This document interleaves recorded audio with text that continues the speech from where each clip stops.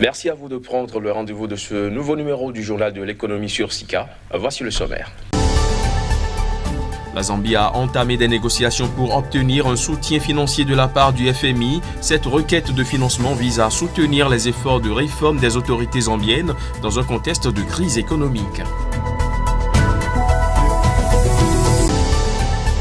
La Banque mondiale s'est donné pour objectif au cours des 5 prochaines années de consacrer 35% de ses allocations de fonds à la finance climatique.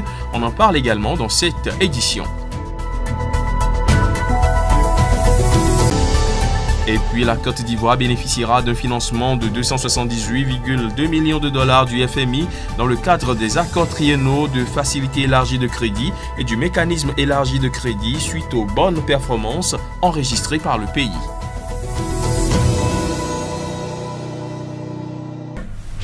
Voilà pour les titres, bienvenue à tous. En Ouganda, le gouvernement envisage de mettre en place une interconnexion électrique qui lui permettra d'alimenter le Soudan du Sud en électricité. Selon les autorités ougandaises, ce projet entre dans le cadre de la volonté du gouvernement de mettre en place une plateforme régionale d'échange d'électricité en Afrique de l'Est. L'Ouganda produit actuellement 1200 MW pour un pic de demande de 600 MW. À ce surplus s'ajouteront 300 MW de disponibilité supplémentaire après la mise en service du barrage de Karuma qui se fera dès l'année prochaine. L'infrastructure d'interconnexion devrait être achevée en 2021. Il faut dire que l'Ouganda exporte déjà son énergie vers le Rwanda, le Kenya, la Tanzanie et la République démocratique du Congo. La Zambie a entamé des négociations pour obtenir un soutien financier de la part du Fonds monétaire international. L'annonce a été faite par l'institution à travers un communiqué rendu public sur son site internet. Cette requête de financement vise à soutenir les efforts de réforme des autorités zambiennes dans un contexte où l'économie fait face à une crise accentuée par la pandémie de coronavirus. Les détails. La Zambie a officiellement entamé des négociations avec le FMI pour obtenir une aide financière. Objectif, soutenir leurs efforts de réforme publique dans un contexte où le pays fait face à une crise de la dette aggravée par la pandémie de Covid-19. L'économie zambienne traîne des difficultés depuis plusieurs années. La sécheresse, les difficultés dans le secteur minier et la hausse de la dette avaient poussé le pays à adopter ces dernières années des mesures d'austérité pour essayer de redonner un second souffle à l'économie. Cependant, la pandémie de Covid-19 qui a plombé l'activité économique mondiale a contribué à accélérer la déliquescence de la situation. La Zambie est devenue depuis le 13 novembre dernier le premier pays africain en situation de défaut de paiement sur sa dette internationale depuis le début de la Covid-19.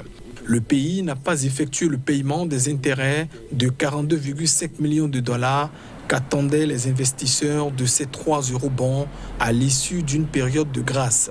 Face à cette situation, le pays avait demandé à ses créanciers de lui accorder un délai de 6 mois pour se faire un peu de trésorerie afin de recommencer à rembourser sa dette internationale. Mais une majorité d'entre eux a refusé d'accéder à cette demande, exigeant que le pays trouve un accord avec le FMI. La dette extérieure de la Zambie pourrait exploser d'ici la fin de cette année à 70% du produit intérieur brut, alors que la croissance, elle, devrait plonger à moins 4,8%. En bref, la Banque mondiale s'est donnée pour objectif au cours des 5 prochaines années de consacrer 35% de ses allocations de fonds à la finance climatique. Au cours des 5 dernières années, la part maximale de ce type de financement avait été fixée à 28%. D'après l'institution, le changement climatique constitue un défi important pour les efforts de développement et les pays les plus pauvres sont ceux qui souffrent le plus des événements climatiques extrêmes, dont les inondations, les sécheresses et par ricochet l'insécurité alimentaire.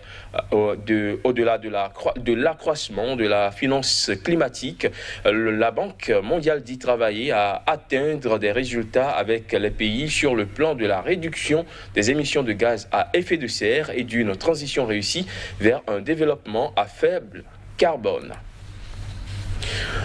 La Côte d'Ivoire bénéficiera d'un financement de 278,2 millions de dollars du Fonds monétaire international dans le cadre des accords triennaux de facilité élargie de crédit et du mécanisme élargi de crédit. L'annonce a été faite par l'institution de Bretton Woods à travers un communiqué rendu public le 9 décembre dernier.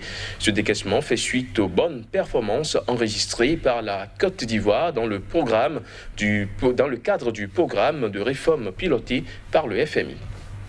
Le Fonds monétaire international a donné son accord pour le décaissement de 278,2 millions de dollars au profit de la Côte d'Ivoire. Ce montant constitue une partie d'un total de 1,2 milliard de dollars qui seront décaissés par l'institution dans le cadre des accords triennaux de facilité élargie de crédit et du mécanisme élargi de crédit approuvé par l'institution de Bretton Woods le 12 décembre 2016 et prolongé d'un an en 2019. Selon le FMI, ce nouveau décaissement fait suite aux bonnes performances enregistrées par la Côte d'Ivoire dans le cadre du programme de réforme piloté par l'institution.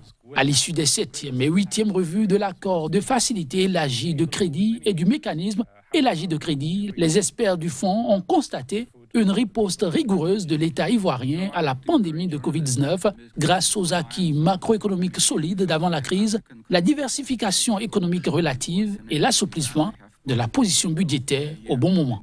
La Côte d'Ivoire est l'un des rares pays d'Afrique subsaharienne qui devrait maintenir une croissance positive en 2020. Celle-ci est attendue par le FMI à 1,8%. Le budget de l'État de Côte d'Ivoire pour l'année 2021 s'établit à plus de 8 600 milliards de francs CFA et connaît une progression de 6,9% par rapport au budget initial 2020. C'est de cela qu'il sera question avec Kazmi Pédior qui nous a rejoint sur ce plateau du JT de l'économie. Kazmi Pédior, 8 621,1 milliards de francs CFA pour être précis. Pourquoi faire ? Merci Emmanuel Crépy.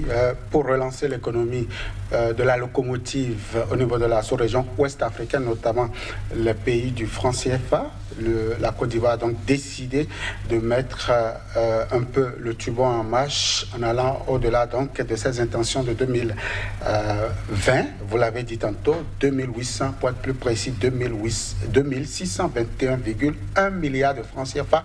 C'est la cagnotte qu'il faut donc pour l'État ivoirien en 2021 pour pouvoir impacter la vie donc des populations, a annoncé donc le gouvernement par la voix donc de son porte-parole il y a de cela quelques jours. Il faut déjà dire que ce budget, je le disais tantôt, vise donc la relance de l'économie, mais aussi poursuivre les efforts, les objectifs de développement avant Covid. Et donc la Côte d'Ivoire compte donc poursuivre après donc cette année lugubre où l'économie a été donc affectée par la pandémie. La Côte d'Ivoire donc compte poursuivre ses efforts des années 2017-2018 pour véritablement impacter la vie des Ivoiriens.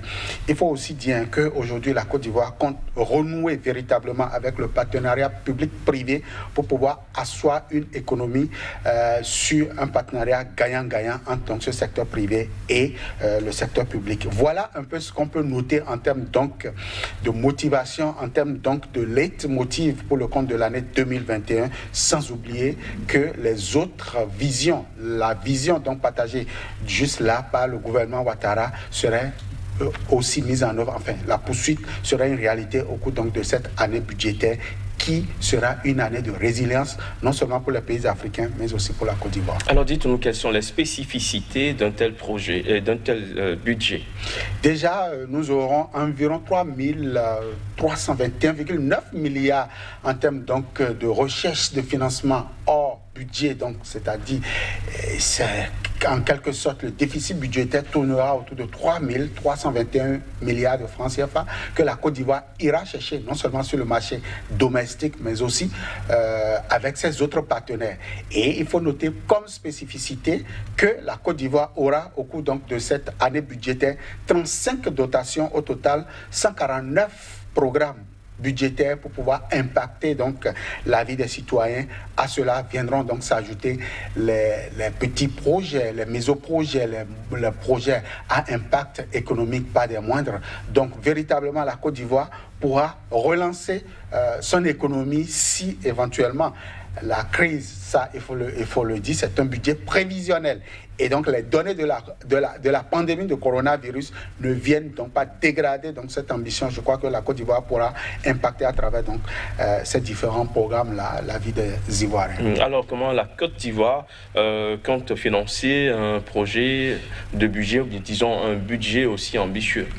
Il faut déjà dire que la Côte d'Ivoire comptera beaucoup plus sur les recettes publiques au niveau donc de cet État. On n'a plus à démontrer aujourd'hui que cette locomotive a quand même démontré par le passé sa capacité à véritablement mobiliser les recettes à l'interne, les 3 régies déjà, et aussi la capacité donc de son industrie à produire de la plus-value donc au produit intérieur brut, ce qui d'ailleurs permettra à la Côte d'Ivoire de loucher autour donc de 1,5-1,6% de produit intérieur brut en termes de croissance pour le compte donc de cette année budgétaire.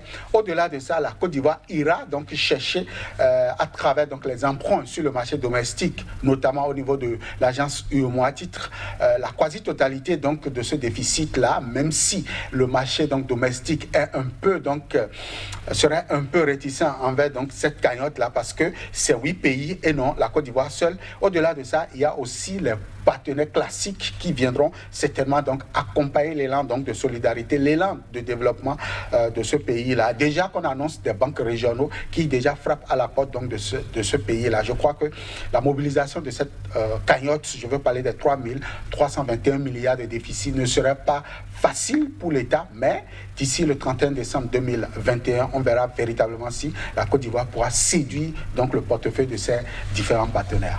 Espérons que d'ici là, la pandémie puisse laisser la main libre aux autorités ivoiriennes de mettre en exécution ce budget. Merci Casimir Pédior d'être passé sur le plateau du Journal de l'économie. Je rappelle que vous êtes le directeur de publication du quotidien béninois d'information économique Nouvelle Économie. On se retrouve très bientôt pour d'autres informations. Mesdames, Messieurs, ce sera tout pour ce numéro du JT de l'économie.